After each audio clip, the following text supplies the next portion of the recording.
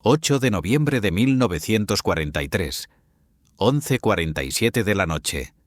La tienda del hospital de campaña, levantada a las afueras de Bougainville, en las Islas Salomón, tembló con violencia cuando otro proyectil de artillería japonesa explotó a unos 200 metros. Dentro, bajo un techo de lona que dejaba pasar la lluvia y olía a desinfectante y sangre, el capitán Ben L. Salomón se inclinaba sobre una mesa de operaciones con un bisturí en la mano. El soldado que tenía delante sufría una herida abierta en el pecho. Sin cirugía inmediata, moriría en cuestión de minutos. Entonces, las luces se apagaron. No parpadearon. No se atenuaron. Se apagaron por completo. Un impacto directo había cortado la línea del generador y toda la tienda quirúrgica quedó sumida en la oscuridad total. Salomón escuchaba los gritos afuera, los heridos pidiendo ayuda, el sonido seco de los disparos acercándose cada vez más. Los japoneses estaban rompiendo el perímetro. El hospital de campaña estaba a punto de convertirse en un campo de batalla. En la más absoluta oscuridad, con los enemigos cerrando el cerco y 13 hombres gravemente heridos esperando cirugía, Salomón tomó una decisión que desafiaba todas las reglas de la medicina militar. Seguiría operando.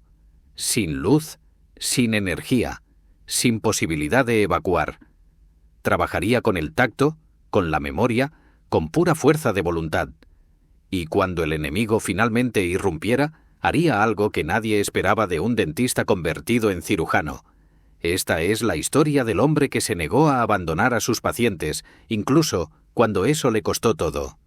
Ben Salomón nunca planeó ser un héroe de guerra. Nació en Milwaukee, en 1914, hijo de inmigrantes judíos que habían huido de la persecución en Europa del Este. Su padre tenía una pequeña tienda de ropa y artículos varios. Su madre le enseñó a tocar el violín. Era callado, estudioso, más cómodo entre libros que entre personas. A los 18 años ya había decidido que sería dentista. Estudió en la Universidad de Marquette y luego en la Escuela Dental de la Universidad del Sur de California. Se graduó en 1937 y abrió una pequeña consulta en Los Ángeles. Sus pacientes lo adoraban. Era amable, paciente, meticuloso. Tenía un pulso firme y una calma que contagiaba. Todo apuntaba a que llevaría una vida tranquila, entre empastes y extracciones. Pero en 1940, dos cosas cambiaron su destino. Primero, fue reclutado por el ejército, y segundo, se ofreció voluntariamente para cambiar del cuerpo dental a la infantería. ¿Por qué? Porque quería ser útil. Había visto los noticieros de guerra, las imágenes de soldados heridos y comprendió que arreglar dientes no era suficiente. Quería salvar vidas. El ejército, sin embargo, tenía otros planes. Vieron su formación médica y lo reasignaron al cuerpo médico. Para 1942 ya era capitán y cirujano del regimiento en el 105º Regimiento de Infantería, División 27. Protestó. Quería combatir. Le dijeron que su deber no era matar, sino curar. Salomón aceptó la orden, pero nunca dejó de prepararse para el combate. Entrenaba con rifles, pistolas y ametralladoras. Corría circuitos de obstáculos. Estudiaba tácticas de campo. Sus compañeros pensaban que estaba paranoico. ¿Para qué necesita un cirujano saber usar una Browning calibre .30? Decían. En noviembre de 1943, Salomón fue destinado al Pacífico Sur. La División 27 tenía la misión de limpiar Bougainville, una isla cubierta de jungla, de las fuerzas japonesas. La lucha era brutal. Combates cuerpo a cuerpo entre vegetación espesa. No había líneas claras de frente, ni zonas seguras. Solo violencia constante y agotadora. El hospital de campaña de Salomón estaba a menos de 1 kilómetro del frente. Era una tienda de lona con mesas de madera, lámparas de queroseno y un único generador diésel.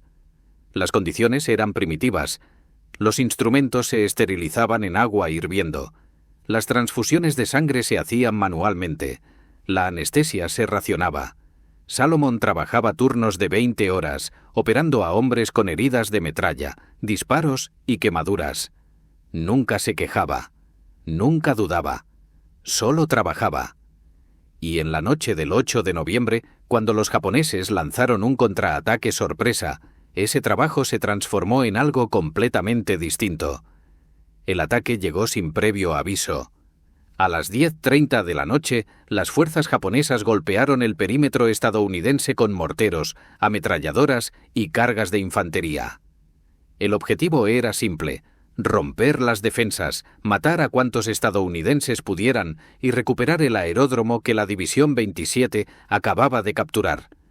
La primera oleada impactó con fuerza las posiciones adelantadas. En cuestión de minutos, los heridos comenzaron a llegar en masa al hospital de Salomón. Hombres sin piernas, hombres con el rostro destrozado por la metralla, hombres que morirían si no eran operados de inmediato. Salomón se movía rápido, de mesa en mesa. Tenía 2 asistentes médicos y 3 enfermeras. Trabajaban en una sincronía nacida de meses de práctica: clasificar, estabilizar, operar, pasar al siguiente. El quirófano era un caos, pero un caos controlado. Entonces, a las 11:47 p.m., las luces se apagaron. Alguien gritó que el generador había sido alcanzado. Afuera, el sonido de los disparos era cada vez más cercano. Salomón tomó una linterna, pero las baterías estaban débiles. El haz apenas iluminaba la mesa frente a él. Tenía a un paciente abierto sobre la mesa, el pecho expuesto, sangrando internamente. Si se detenía, el hombre moriría. «Tráiganme más luz», dijo con calma. «Lo que sea». Las enfermeras corrieron. Encontraron 2 faroles, unas cuantas velas y otra linterna.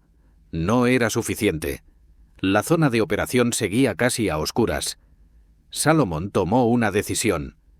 Terminaría la cirugía guiándose solo por el tacto. Ya lo había hecho antes en prácticas como ejercicio. Operar con los ojos vendados para mejorar la precisión del tacto. Pero aquello no era un entrenamiento. Era la vida de un hombre en sus manos, en la oscuridad, con el enemigo acercándose. Trabajó despacio, con método. Sus dedos siguieron los bordes de la herida. Encontró la arteria rota en la pared del pulmón. La sujetó. La cosió. Cerró el pecho. Todo el procedimiento duró 9 minutos. El soldado sobrevivió. Pero no había tiempo para celebraciones. Traían más heridos. Salomón se movió a la siguiente mesa. Luego a otra. Cada vez trabajando casi a oscuras, confiando en su memoria, en su instinto, en años de entrenamiento concentrados en unos pocos minutos de pura concentración. Entonces llegó el sonido que nadie quería escuchar. Disparos. Dentro del perímetro, los japoneses habían roto las defensas. Un soldado irrumpió en la tienda, con los ojos desorbitados y la ropa manchada de sangre. «Doctor, vienen hacia acá. Tenemos que evacuar». «Ahora». Salomón miró a su alrededor. 13 hombres yacían en camillas o sobre las mesas.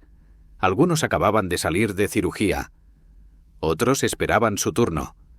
Algunos apenas estaban conscientes. Ninguno podía moverse sin que eso significara su muerte. «No podemos», dijo Salomón con firmeza. «No sobrevivirían al traslado».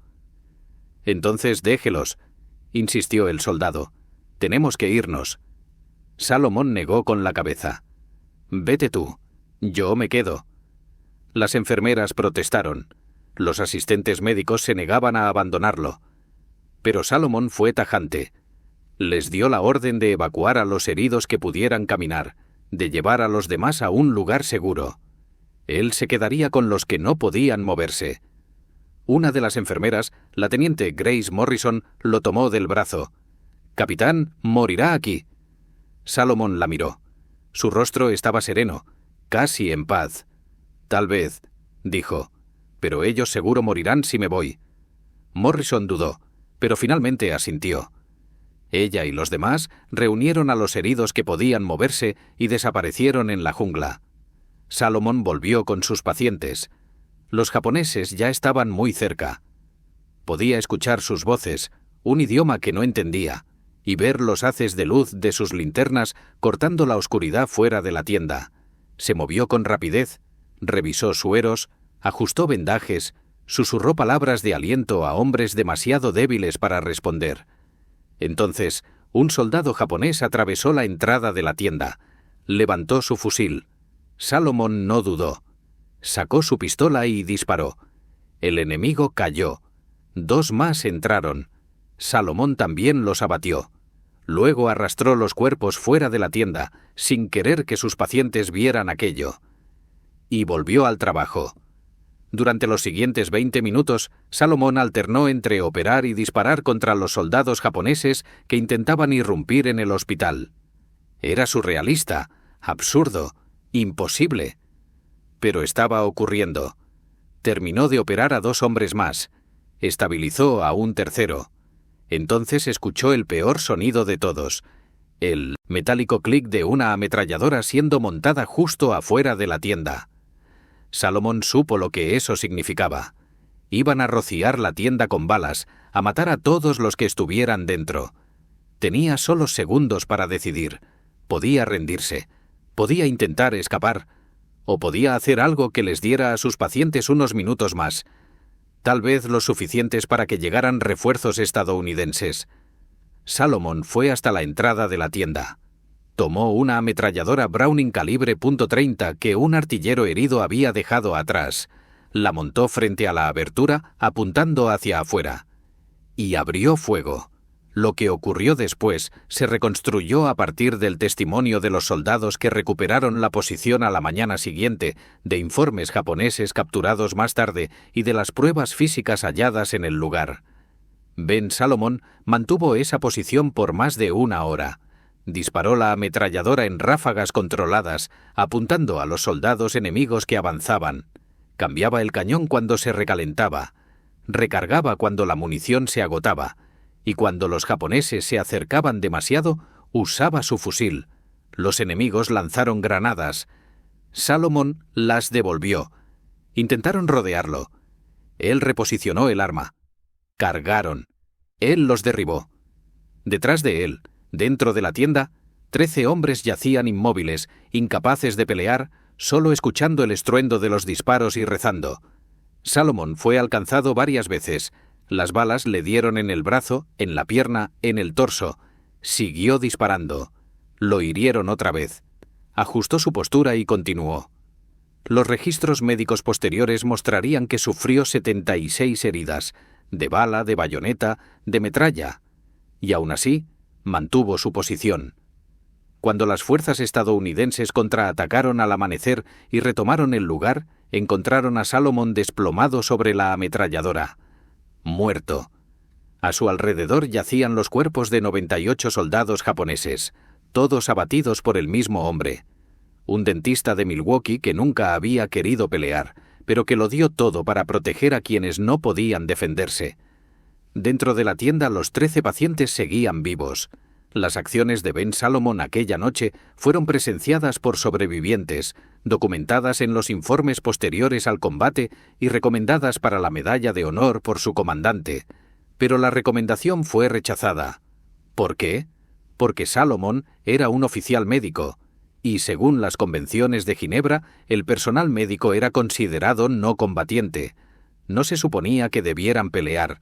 El ejército concluyó que, aunque sus acciones fueron heroicas, Salomón había violado su condición de médico.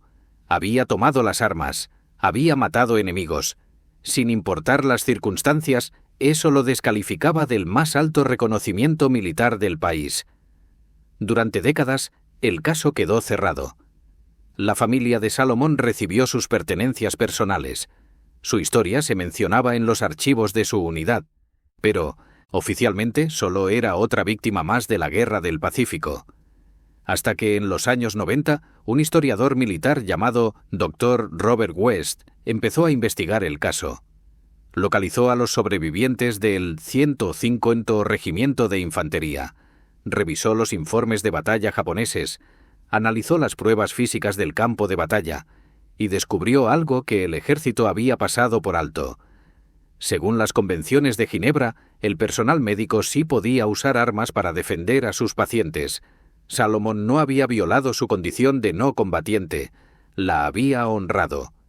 Todo lo que hizo fue en defensa directa de 13 hombres heridos que no podían defenderse. West construyó un expediente, lo presentó al ejército, hizo presión en el Congreso, contactó a los familiares sobrevivientes de Salomon, ya ancianos, y les dijo que la historia de su tío merecía ser reconocida. En 2002, casi 59 años después de su muerte, el capitán Ben L. Salomon recibió póstumamente la Medalla de Honor. El presidente George W. Bush la entregó a sus familiares en una ceremonia en la Casa Blanca. La citación decía, en parte, «El extraordinario heroísmo y la devoción al deber del capitán Salomon están en consonancia con las más altas tradiciones del servicio militar y reflejan gran honor sobre sí mismo, su unidad y el ejército de los Estados Unidos». Los 13 hombres que había salvado ya habían muerto para entonces. Pero sus hijos y nietos estaban allí. De pie entre el público, lloraban. Porque existían gracias a que un hombre se había negado a marcharse. La historia de Ben Salomon plantea preguntas incómodas sobre la guerra, la medicina y las decisiones imposibles que a veces las personas deben tomar. ¿Debería un médico empuñar un arma alguna vez? ¿Existe una diferencia moral entre matar para atacar y matar para defender?